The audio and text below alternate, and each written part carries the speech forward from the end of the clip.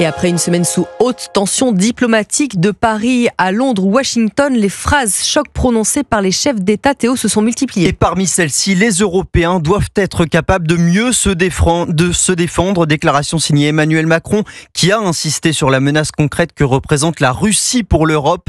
Après cette prise de parole mercredi, le terme d'économie de guerre se fraye un chemin de plus en plus clair. Mais comment allons-nous financer ce réarmement étant donné l'état dégradé de nos finances publiques? Barthélémy Philippe, concrètement, où sont les marges de manœuvre ?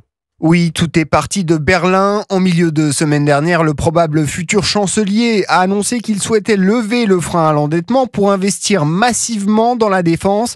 Réaction immédiate des marchés et du taux d'emprunt allemand entraînant celui de la France, comme l'explique Sylvain Bersinger, chef économiste du cabinet Asterès. Si l'État allemand emprunte plus d'argent, il faudra qu'il parvienne à attirer plus d'épargnants et donc proposer des taux plus intéressants aux épargnants. Si les taux deviennent plus alléchants, les investisseurs vont être tentés de prêter à l'État allemand. En conséquence, les autres États, français ou d'autres pays, devront eux aussi proposer des taux plus élevés pour continuer à attirer des investisseurs pour financer leur déficit. Si le taux d'intérêt de la France se maintient à un tel niveau, au-delà de 3,5%, la situation des finances publiques va mécaniquement se dégrader un peu plus. On a un déficit important, donc on doit lever beaucoup d'argent. Ça veut dire à l'avenir plus de charges d'intérêt à payer pour l'État français. Et le seul remboursement des intérêts de la dette va coûter 64 milliards d'euros cette année, plus que le budget consacré à la défense. Barthélémy Philippe du service économie d'Europe 1.